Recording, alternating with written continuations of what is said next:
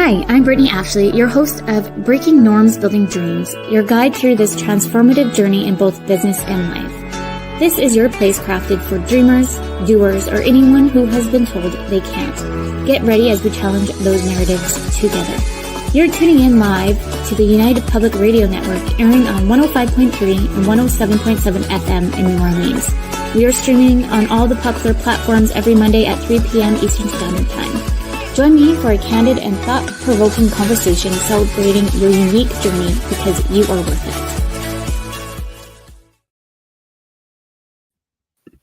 Hello, everyone. We are pre-recording today, but let's dig in. Welcome to Breaking Norms, Building Dreams. I'm your host, Brittney Ashley. As mentioned, I'm pre-recording because we have Family Day on Monday here in Canada. And so Nadine and I would like to take some time off and be with our loved ones. We are on United Public Radio Network and UFO Paranormal Radio Network, 105.3 and 107.7 FM in New Orleans. Get ready to escape the routine and join us for the next hour as we break norms and build dreams. Thanks for coming back, Nadine. I'm so excited to have you again. Me too. Thank you for having me. And we have a wonderful topic today as well. I'm super excited about. You all maybe have read the title. We're chatting about navigating parenthood and career transition, which is a big one, that's for sure. I'll just do a quick little bio on you, Nadine, and then get you to kind of state more if people have not even heard the other episodes, so they can still get to know you. Sure. Nadine is an international and certified coach helping ambitious moms get their mojo back, go after more, and the thing they can't stop thinking about, personalized one-on-one coaching experiences. Going at a pace that works for them, baby steps or giant leaps, moms feel more energized, confident, and powerful when they go for what they truly want. When Nadine doesn't power up, moms run their world with ease and passion. She's likely taken a moment for herself with reading books and family time in Vancouver, Canada, which we just mentioned is coming up on the 19th, which will be releasing this show. So if there is other comments that you, after listening to our pre-recorded show, please still leave them. We will circle back because Nadine's coming back in the next month. I can't even remember what month we're in. I'm not even joking. Just looking at my calendar here, I'm like, wait a minute, what month? Nadine's coming back in March. Yeah, we're coming back in March. I'm super excited about this too. And thank you for having me back in the first place. I thoroughly enjoyed our first session. And it seems to have resonated with the listeners too, looking at the listening in numbers just on StreamYard. It was kind of a super positive surprise. So hopefully this will be an equally valuable session. And with lots of takeaways and getting parents to take some action. Yeah, I'm getting comfortable too for this discussion. So everybody who's like just coming in and not sure what to expect, sit comfortably because we're digging in deep today. As we mentioned, Nadine has been on the show prior, but maybe Nadine, just kind of do a little retake of what I just said there, just so people can understand who you are. I already know who you are because we've collaborated on so many different projects together. Right. That's why I'm super always pumped to have you in every month. Yeah, well, thank you. Oh my gosh. Thankfully it's radio, not always just extremely blush. So yeah, I mean, you've said it all basically. I'm a mom. I'm a certified international coach. I coach many mothers, even though I did have actually some fathers recently too, which was super interesting. Coaching them on usually the things that they can't stop thinking about. Oh, I just mentioned, actually in North America, I've got some clients in Europe, even someone in Australia, which I'm super stoked about. And so, I'm coaching them on usually it's the thing they can't stop thinking about. So just recently I talked with someone, it's like, I've had this idea about running my own business for a long time, but they were in a corporate position. And then things started shifting and they're like, you know what, actually, what if I do that thing? And they've been running their business successfully for quite a while. And so this is usually where the sweet spot, the time when I come in. It's like external or some sort of like crossroads in your life where it's like, oh, what if there is more? There has to be more than this gray grind. There has to be a bit more passion and life here. And so whether that's, you know, staying with corporate career, getting back into that, climbing up the career ladder, doing your own thing, not going back to the workplace after, you know, maybe maternity leave or any sort of other things. This is where I usually come in, and I get, as you can hear right now, super excited. Yeah. About that. And yeah, it's very fulfilling work for myself as well. I love that. And I definitely agree with you about coaching. I love coaching so much. I love to be able to, because I do wear many hats when I do coach. So I talk with the particular person I'm coaching with. I'm like, oh, we're in the coaching realm, or do you need this strategic hat here? And then I go organically through each kind of session. But I love to put more of the coaching hat, because sometimes we get so caught up in the craziness in the world. Sometimes we forget to think for ourselves, or we're get kind of influenced by other opinions and all that. We sometimes kind of get jungled up and not really understanding or being in alignment to our true values. That's so powerful about coaching, right? It's like, and especially I want to say as parents, when everything is just loud, like literally you have your kids screaming around and running around, you have your business, maybe your boss is around, then you have your own thoughts that are like, I should have done all of this, you know, never ending to-do list. So it's all just very loud constantly. And with coaching, it's taking a step back and it's like, actually, hang on, what do I truly want? Right? What actually really resonates with me? And it's like tuning out all the all the noise, and even our own like self-sabotaging thoughts sometimes, like, I could never do this, or I should have known better, and all of this. Like, let's, you know, get rid of all that stuff. That's and really, you know, look at what deeply resonates. I love that you're saying that you're coaching with dads now too, because that's the way I think we need to kind of open up a little bit more. Yes, it's usually moms that take the kiddos, but we're seeing more of the norm of also dads coming in to it. There's split. I know we have somebody on the team that did 6 months with the little one right after he was born. And then at the 6-month part, the dad came in. And I personally want to see more, unless I'm kind of going to challenge some listeners here, if you're a dad, building that community, because I think there's a lot more mom community, women communities out there that I think sometimes dads get kind of not left behind, but they're a little bit more quiet, reserved sometimes. So it would be nice to see that come forward a little bit more for them as well, to have that space to talk. For sure.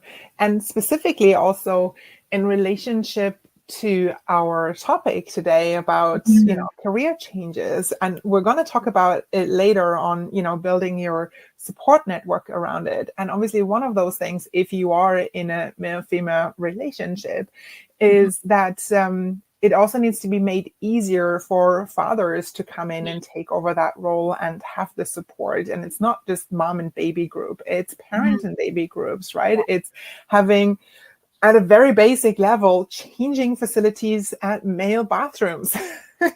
You know, it's like more paid paternity leave, lots of different things that will essentially also make it easier for, say, the mothers to step up and go after what they really want in their careers. But I know it's kind of sidestepping. We haven't really planned about talking about that, and I don't necessarily advertise that I'm like focusing on fathers, coaching fathers as well. But something about the messaging seems to be resonating, and then it's like, yeah, sure. That's amazing, because I do think it's needed for sure for them. I do know, like, I was completely one-on-one with my daughter. So it was maternity leave. It was just me and her. But then when we had my second, it was just a different dynamic. We were just trying to figure out, because I started my business. So it's like, well, what does that look like? And luckily here in Canada, we do have maternity leave, and we were able to tap into it. and my husband has a good job, so we were able to make it work. So it would be nice to kind of see, like, maybe like in different health centers too, to have that kind of like mini community versus just women, because I do see that piece is more tailored to women, which is great. We do need it too. I'm not saying that, but it's just would be nice to have to see the both, especially that you mentioned like the change room stalls. It's so true. I know I was out. I think I was dealing with one of the kiddos, and my husband's like, I'll just go take them in. He's like, never mind, you have to go deal with it because there's no change rooms. It's like, oh. It's like very simple things, right? Yeah. It's like accessibility. Mm-hmm. I'm excited to dig in today.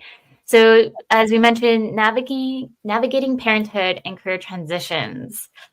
So many places we can go here. One of the questions is how do you define bold moves in the context of navigating parenthood and professional aspirations? So bold moves is usually something that goes against the expectations, and it means something different for someone else, because it's a scale, right? For someone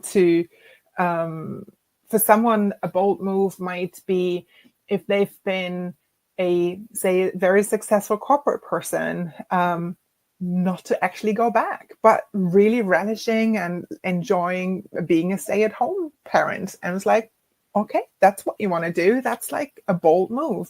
For others, it might be, I don't know, it might be that you've been caring for your family and everyone else 24/7. And after being a stay-at-home mom for a while, you now want to start your own business.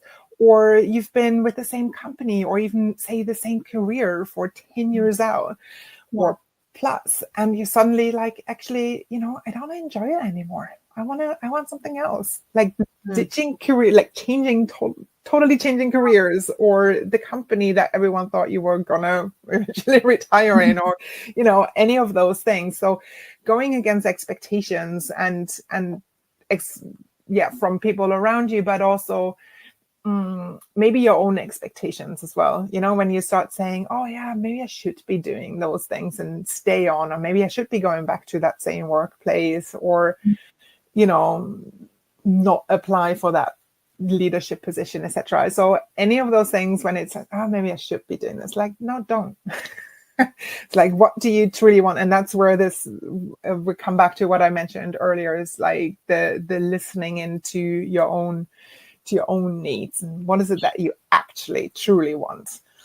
Exactly. You don't have to necessarily think about how you're going to make it happen, but just defining what that is that you want is the first step. Exactly. I find like when I was ready to make a bold move, when I was in the organization, it was really hard. It was kind of like, I know that I wasn't happy, all the things. And luckily I end up having my daughter to make me figure out what bold moves I needed to make. So there's certain things that I was able to kind of navigate myself as I kind of gone through the motion.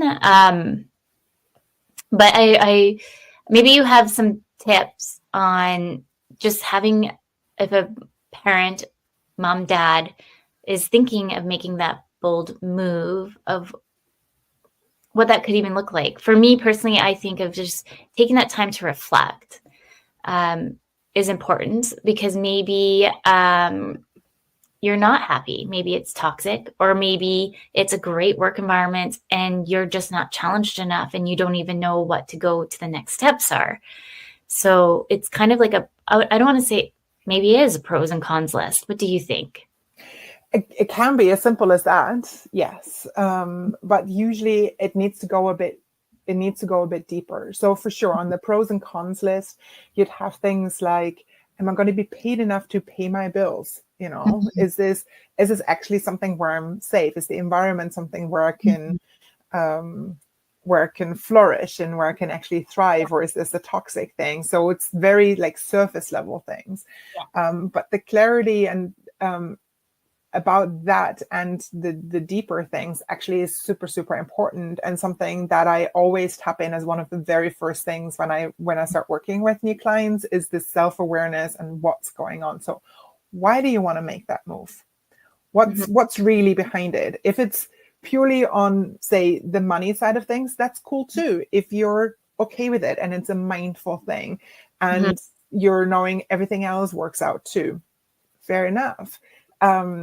Because you need to pay you need to pay bills too. But if you are already at crossroads and you do have a choice of where you can go, or you have a moment to really figure out not to do more of the same, only to end up in a different shade of gray job, it's like really dig a bit deeper. And so knowing your why, what are your strengths, what are your passions, and what's mainly coming, it's mainly coming down to, something that sometimes sounds very woo, I found, especially specifically with people who haven't had coaching before or not really in that realm, is to know what you value. What are your personal values? What do you value in life? What's important to you in life?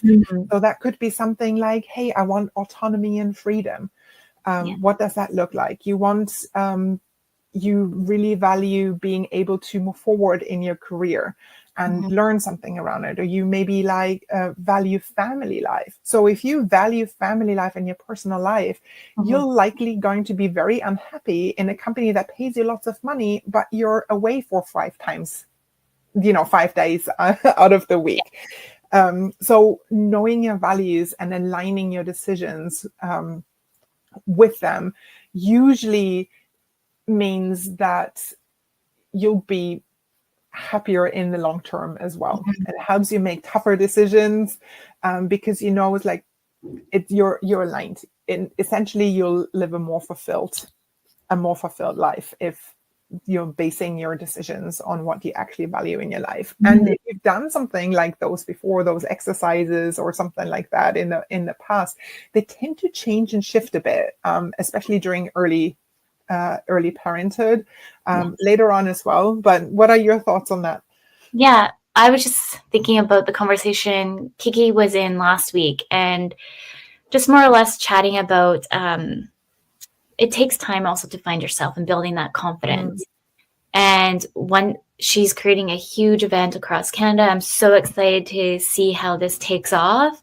And it's just really finding your inner confidence and being you, that pretty much I would like to say that unapologetically you, authentically you stepping in, because then you have that realm of confidence. And so imposter syndrome doesn't even exist anymore. By the way, it will always exist, but you're just learning how to quiet those thoughts. Yeah.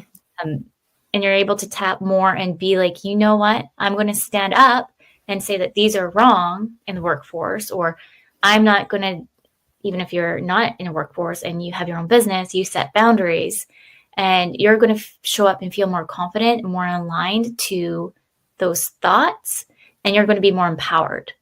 Absolutely. Yes. And with knowing what you value, what's important to you in life, especially at this time of this stage of your life, it gives you a sense of stability. It's like, that's why I wasn't happy in this job. This is why I feel drawn to those types of things.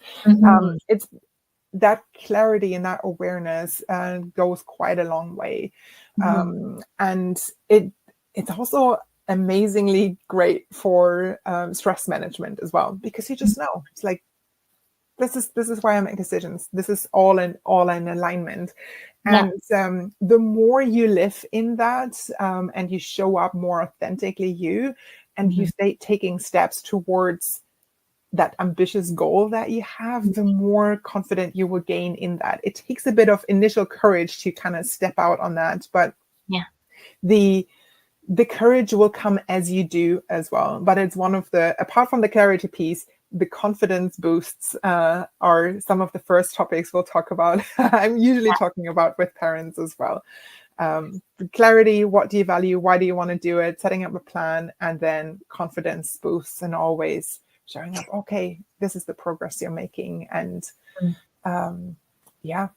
Yeah. Initial leaning out and then just going for it. Yes. What do you think some common challenges ambitious moms face when trying to balance their professional goals and their roles as a parent? Whew, well, it can be tough, can't it? Yeah.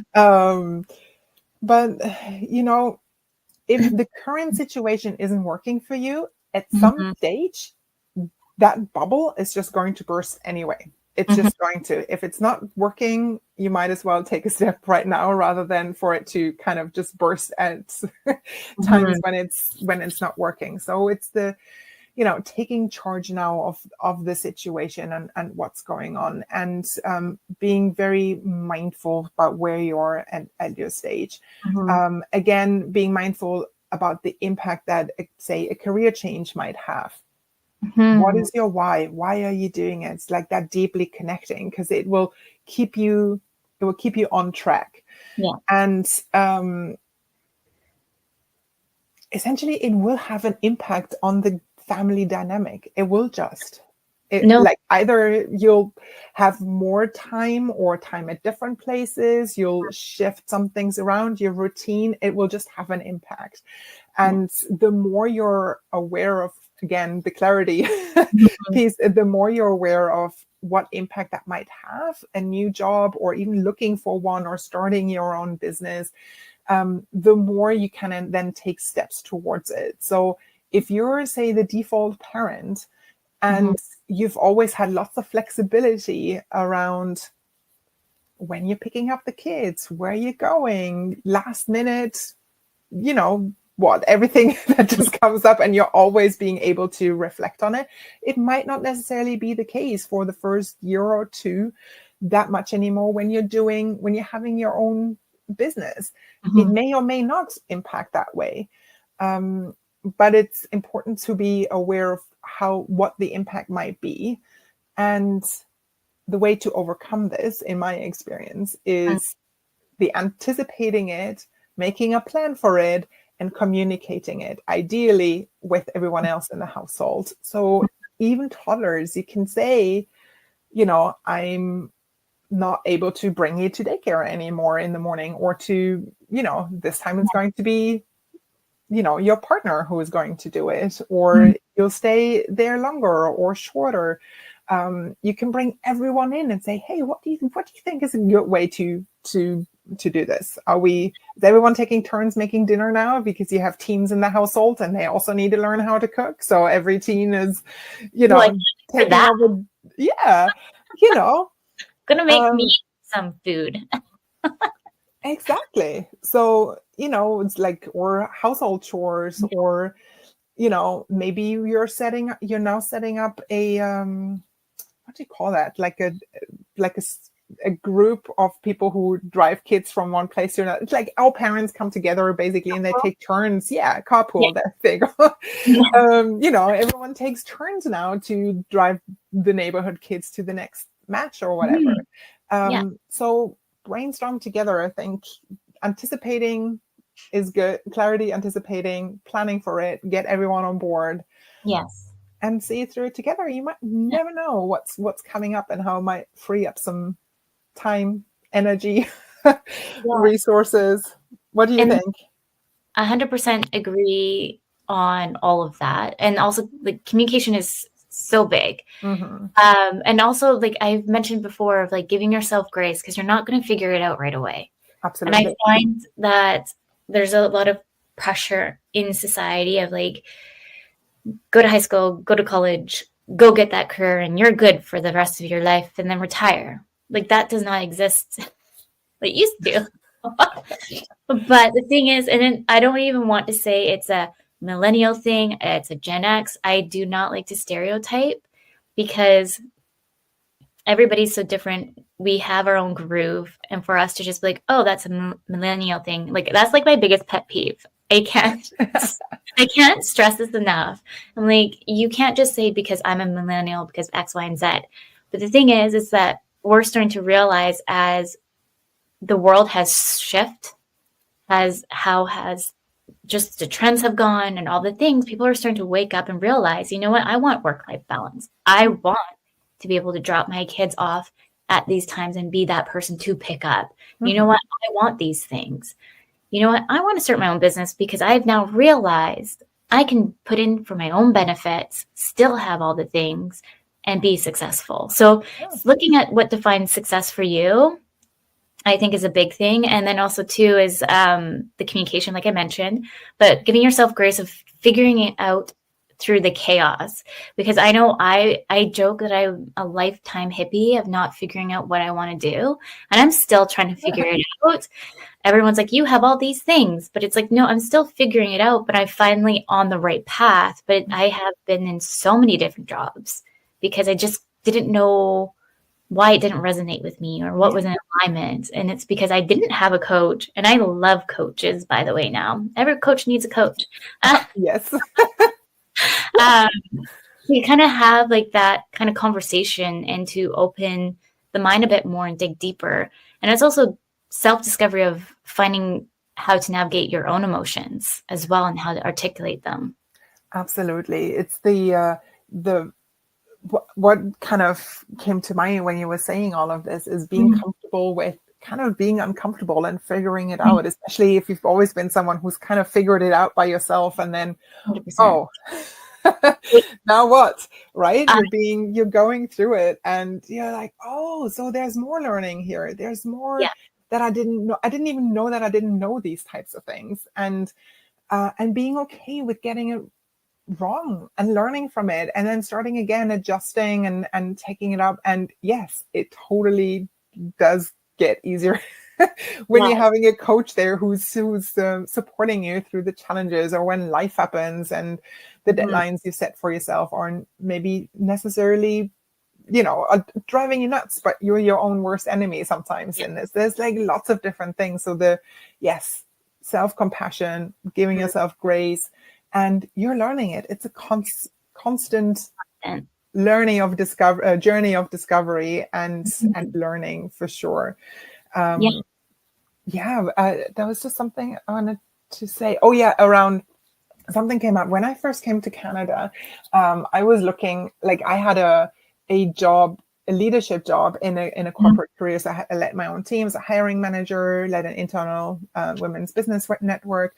And I was like, oh yeah, I'll just do more of the same, but I'll find a company that really like resonates with me. And I'll just do that over here in Canada. And it just nothing really kind of fit for months. And eventually I got a coach and I was like, you know what? But also there's this thing I couldn't stop thinking about, which was starting my own career. I just didn't know in what, like, how do I, like, what would I run my business on? And like, what was that? And I've done a bit of like self-discovery. These are all the things that I want. These are the things that I don't want. And eventually the idea came to me it's not actually the job that I have right now, but it's very related. And it came to me in the shower and I knew right away, it's like that idea is exactly what I was looking for. I was terrified. I actually said out loud to myself in the shower, I know we can't swear here.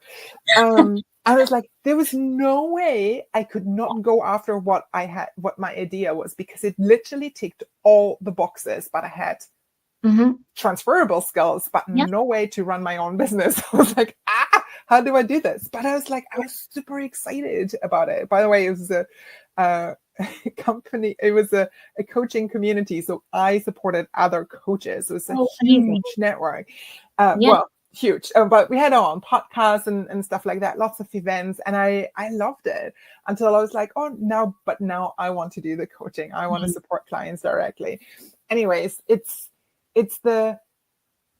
was freaking out, but I knew if I didn't go for it, I would always regret it. I would always be like, what if? Why didn't I do it? So this is where, like, I've been there, done this, and I want to make sure everyone else is going to follow their dreams and their passions. That's what I'm here for. Love that. It's so true. And that's the whole premise. Like, even like, as some of you can see, like, I stumble on words because I'm super, like, I hate reading in public. Like, I know it's just you and I, my brain, like, I just going back in like high school flashes of like reading and learning how to read still because I was struggling with dyslexia. And so I get really caught up in words, and then my brain goes like spirals out of control, but it's me pushing myself because I know I can do it. It's just like building that confidence as well. And I know like once I built that confidence after doing a few shows, it's going to be like nothing for me. But right now I'm still like, oh my goodness, like shaking the paper. I know it's just us, but there's other people listening. Yeah, I know. Well, I know it's just us, not. But I also love that you're very unapologetic around it. It's like, this is what I do. This is who I am. This is how I'm still rocking life and parenthood and my career, and you just go for it. I love that. Yeah. Well, thank you. And I'm so excited to dig in deeper because we're almost at the 30-minute marks here. So for those just tuning in, you're listening to Breaking Norms, Building Dreams. We are live on the United Public Radio Network and UFO Paranormal Radio Network 105.3 and 107.7 in New Orleans. Let's get into some practical tips and strategies, if that's okay with you. Yeah. Kind of dig a little bit deeper on that. I know we did a high level, but maybe we can. So one of the questions we have is, can you share some practical tips for ambitious parents considering making career transitions to managing their family responsibilities? I know we talked about communication, but is there any other ones? I know you and I have talked about technology before. So we can, is there anything else that kind of comes to mind there? Yeah. So for one, I like you and me both know from own experience. If you're going to have a full-time career or career change and you're parenting as well, there's only so much time, energy, and resources that we both have. So it's kind of be quite tight, and we want to be mindful about how we're spending that time, right? And very honestly about the energy too. You only have so much energy left in the day with all of it.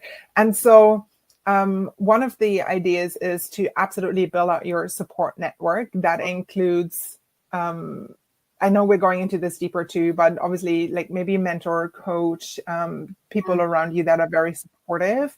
The other thing around it would be specifically if very tight on time and energies, baby steps, break it down. Don't go say, I'm going to have a new job by next week. Yeah. It's okay, what can you start with? Look at those baby steps. So support network, baby steps. Again, the clarity is what do you want, and make a plan around it. So you're not doing all the things and they're not aligned, but it's what do you want? And then the plan to make that happen. So you're not necessarily throwing spaghetti at the wall, even though sometimes that is very necessary as well to see what actually resonates if you don't have any idea. And the clarity is difficult to get to, but making a plan around the thing that you really want absolutely helps, and then keeps you on track, which leads to the other thing that you've just mentioned, I think is very important too, which is time blocking and put everything in the calendar, everything in the calendar, starting with your own personal things. So birthday parties, shopping, family time, going to, hang out with other people and families, your own self-care time that you need as a parent, everything that fills your own cup, put that in the calendar and then fill it out and set your schedule. And have some buffers in there. Yes. Flexibility. We chatted about that last show. And that's, I guess this show's also about what are Brittney's pet peeves. Going on another tangent of my pet peeves, is when you book in with somebody, maybe it's a new business or whichever, and their booking system doesn't book it within your calendar, or they're like, I'll book for you and send you the link. And it's no. I'm so busy. I try to do 15-minute intervals for different meetings. I scatter them throughout the week because I can only really work from 9 to 2. So if you're not giving me a link to share it in my calendar, I won't be at that meeting. I can guarantee you. I'm like, oh, archive. I don't know what you feel about that. Yeah, make it easy for the other person. It's like for everyone, even for yourselves. Like if you don't have it in your calendar, I put everything in. I have a shared calendar with my husband who's also working from home.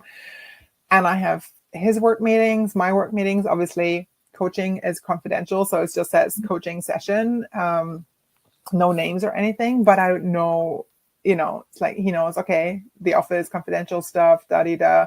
I know when things are going on. Everything is in there. Mm-hmm. When someone is calling or supposed to call someone or something, when someone's coming around, it's just, it makes it, just make it easy on yourself.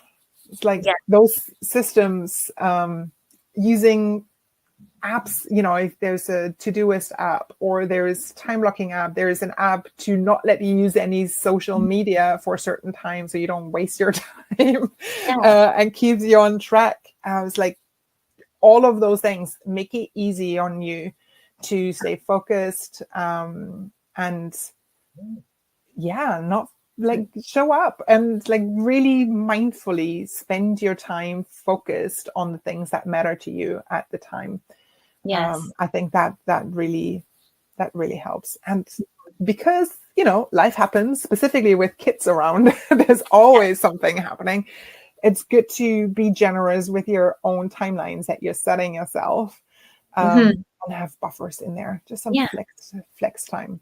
Not like back-to-back meetings usually isn't a good idea in my experience, even though they do happen. And if you're navigating through a career transition I personally don't like time blocks, but I like to kind of more or less list out things I have to do in the day. I kind of work a little bit better on that.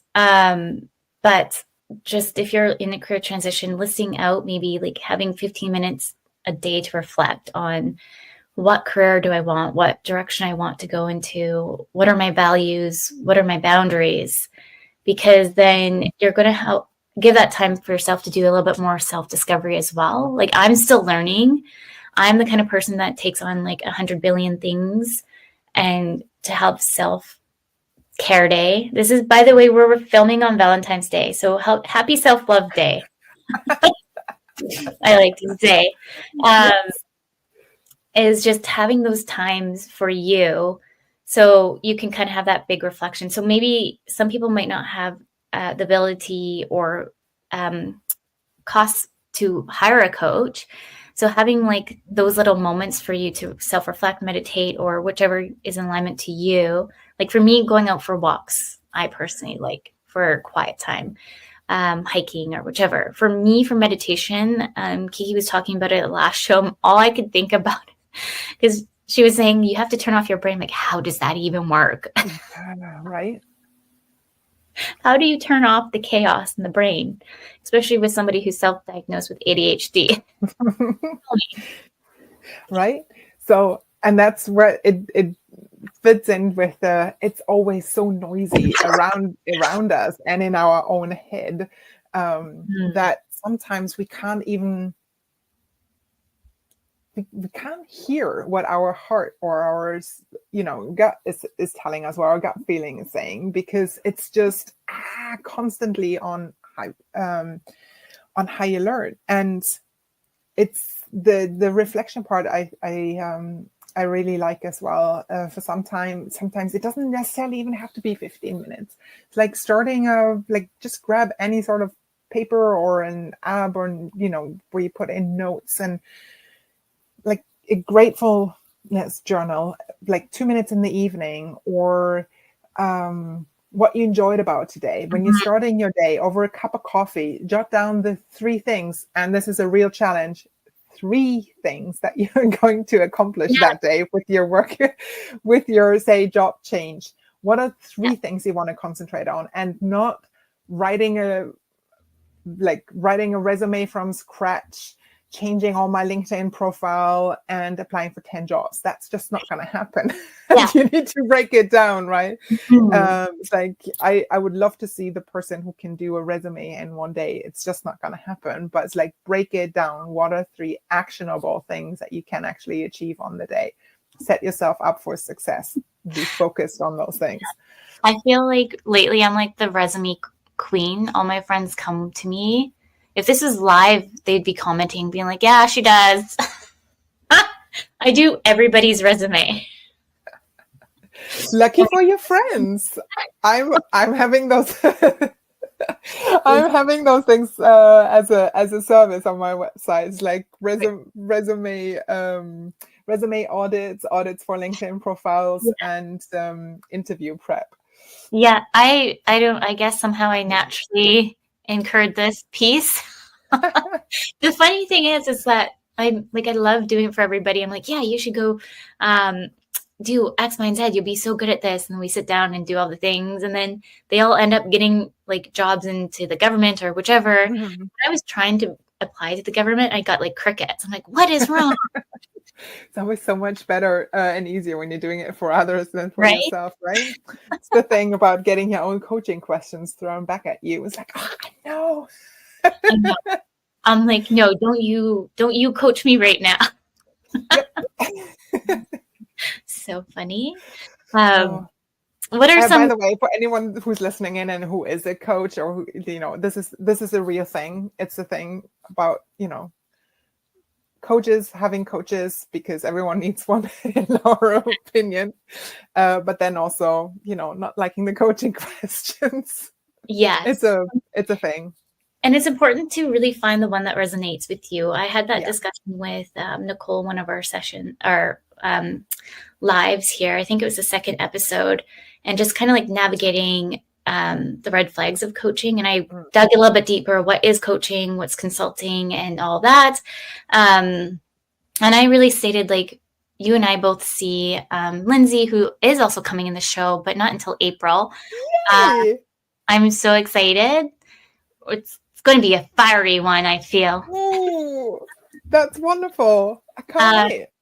But they are I just love working with them so much. I just love their passion, their love of just helping other people. And not only that, like understanding somebody with ADHD too, neurodiversity and all the things. Like, it's just, I've been through like the ringer, and they are more considered of like sales consultant, like, but I call them a coach. I'm like, I don't care. I'm calling you a coach because you can call out my stuff when I need to be called out on, and bring questions back when it needs to be brought back to me, and all the things. And like, I already said to them, I'm like, I hope you like me because you're stuck with me for life now. But it's really big for anybody out there thinking of any kind of career transitions or anything like that, thinking about finding a coach that kind of really focuses into these areas.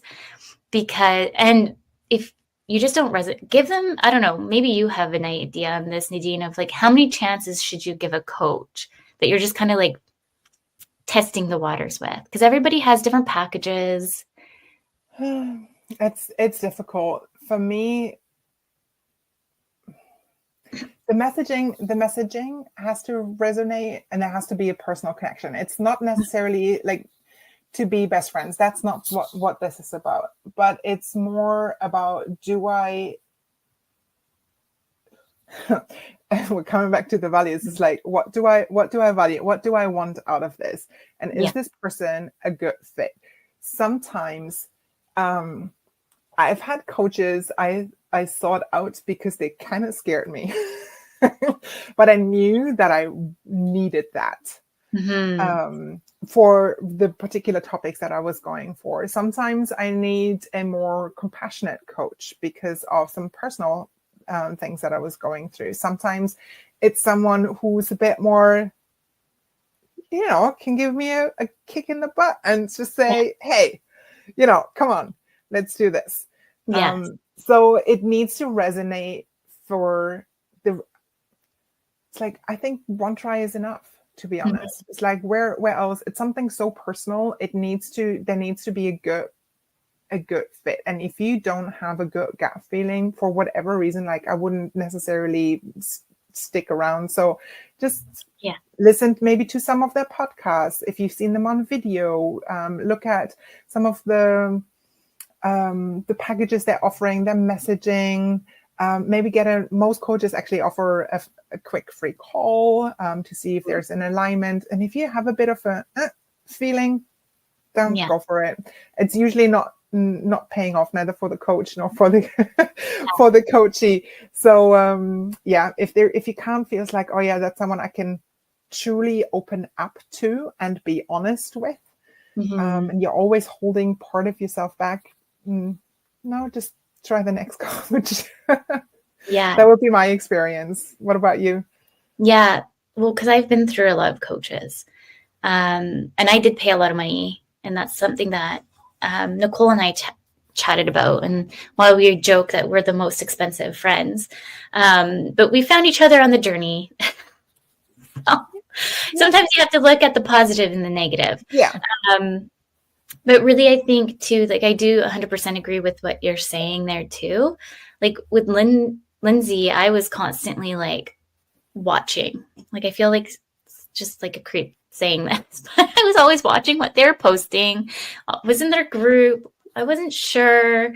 And so I ended up picking this other person completely because I didn't know that Lindsay assisted with maybe some of these topics that I was struggling with. And so that's why I picked this particular person. And it was all about, I'm going to get you. And that's the big thing is there's so many coaches out there, like when you're starting a business, I'm going to get you to your 10K figure. Oh my God. Give me a break. It's like when you're starting your business, like you're like, oh, that sounds pretty. But, you know, I've now learned, and that's one of the reasons why I became a business coach as well. I go between the two, but I do not state anything like that because that does not resonate with what I'm trying to do. It's important we talk about money, and we will have a session on this. We will talk about it, maybe with an extra guest in. But yeah, it has to resonate. It's like, is it an authentic thing? Is it something that you really feel comfortable with? And I always see, and actually that's what I'm saying to my clients as well. I want to be part of your mom village, your parent village, and the extensions, like I'm an extension of your support system.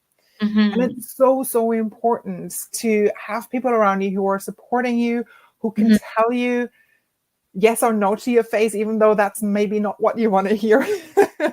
And just be open and honest with. Maybe take you for a ride. You might be, you know, emotional one day and the other one you're celebrating and the person is your biggest cheerleader. You want someone like that on your side. And sometimes, especially when you're a parent, it's important to have people around you, if you possibly can, that are supporting you in some ways. So sometimes sometimes it's support in the form of them just listening to you vent, or them being able to once that week pick up your kid from school on your behalf. So a support system could be, you know, your own family, friends, it could be neighbors, could be another parent at school. At work, that could be it could be maybe your own manager if you're already in a company. It could be a mentor, a sponsor at work. Obviously, a coach, we've talked about that already. If you have internally in your corporation an employee engagement network, so for instance, like a business women's network or a parenting network within your company, that's a huge support system that you have right there. Others could be networking groups or professional groups in your area. Lots of things that if you're just very mindful around what type of support do you need, and then seek those out, those support systems, and build up your own, I want to call it mom village. I think that would be very beneficial to I think be going for what you want. Mom village. I even challenge those dads listening to create their own village. Because what's a better way to break down those barriers of stepping it and doing more of that? Because needed. I feel like we all have our like close friends and all of that, but it's nice to have also too like the village that has other kiddos and experience as well, that they can like, oh, I'm going through X, Y, and Z with my 5-year-old. What are your intakes? And obviously take things with a grain of salt as well. Yeah. Absolutely. Let's dig into a little bit of maintaining an individuality and professional image. How about you share any kind of significant personal branding and professional images that ambitious parents navigating career transition can maintain a sense of style and confidence? I think it's so individual, especially the style part. And I'm just thinking what I was wearing when I had a 1-year-old. It wasn't necessarily considered stylish. And I was glad it was during the pandemic and everyone could just see, top part, and you didn't know. It's like you were still wearing bottoms. Exactly. And the floor was scattered with like kids' toys and stuff like that. So it's very individual around the style question, I find. What stage in your parenthood are you at? What's your business? What's required by your business? How do you want to lean into that requirement or stand out because of that, right? Do you want to make a statement? Is it important? Is it something that resonates with you?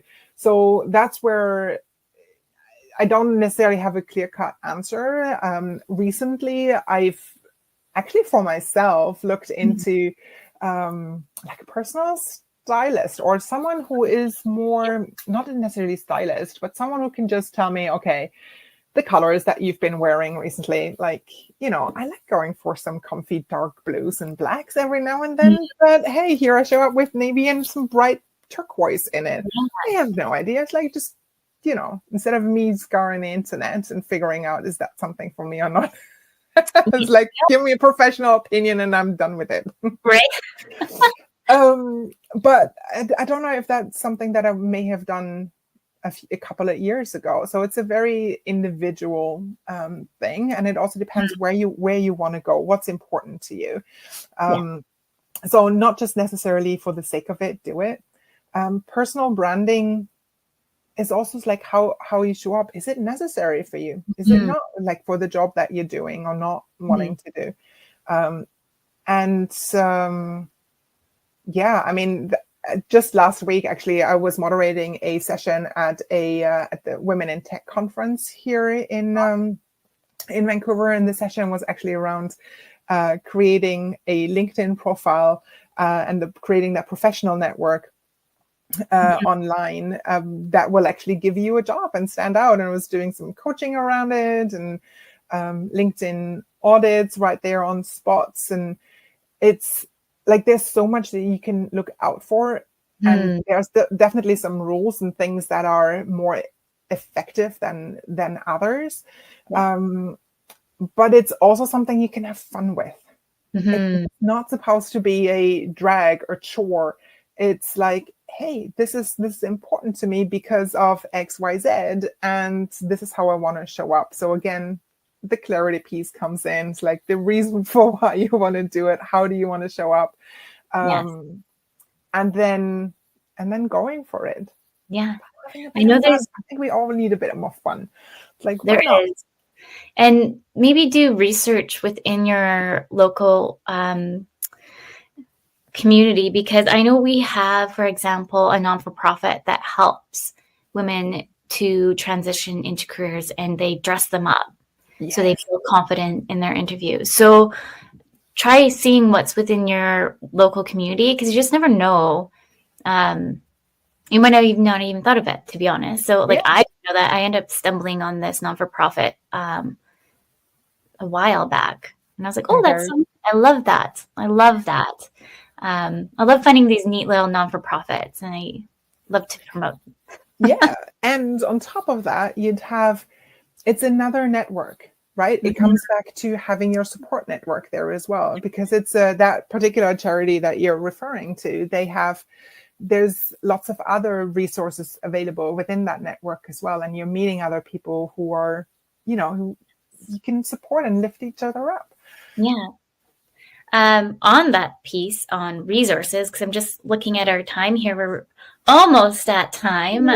Maybe we should share some resources for anybody navigating career transitions, and I'll just throw up here in the banner some resources. Yeah. So I, on my website, have a roadmap for moms. 5-step roadmaps to get to get more clarity around creating the life that you really want. Part of that would also be talking you through that. But even if you're outside of that, I would say taking first steps to creating your support network. I think is another resource that I would tap into. On top of exploring your values, what do you really want? What's important to you right now in that particular life stage in your life? It's obviously something that we can do as coaches too. That's something I regularly get my clients through and explore that. But those would be the top 3 things. What about you? Well, I was like, where do I begin, everyone? Right? Resources are great to know. Like, really, like we stressed this a little bit on our last few shows about coaches needs coaches, find a coach. I don't want to push people into the coaching realm. Like, see if it's meant for you, but think of different areas of where you can get that extra support is really good. Sometimes some people just like to use Google. So it's really the matter of thinking of what you feel comfortable with. Try it out. Try not to say no right away, I would say. Because if you've never worked with a coach, and I find when I take on new clients and I'm like, do you know what coaching is? And it's actually, I have to like really educate clients on, okay, no, sorry, I'm not supposed to give you advice here. That's all you. And they're like, what? I'm like, no, if you want my consulting hat on, let's go. But no, this is like your space of thinking, processing things, and really getting to that goal in the end. So try it out. See if it works for you. If not, there's so many different things that are out there for you. Exactly. And they're just what you said, basically. Try it out, get your support network in line, and start from there. Yes. And I've put the resources within the banner here if anyone's looking to download what Nadine has. But with that, we are wrapping up. So thank you for those who are tuning into the show. As mentioned, this is pre-recorded on the 14th, but still good content. Thank you, everyone, for listening. Thank you to United Public Radio Network and the UFO Paranormal Radio Network. For next week, we have Sarah on the show. She has not been on the show yet. I'm really excited to have her. And we are talking about rewriting wellness narratives. So thank you, everyone, for coming to listen. Nadine is coming back in March. And please keep on listening and leave your comments. Thank you, everyone, for tuning in. Bye. Bye.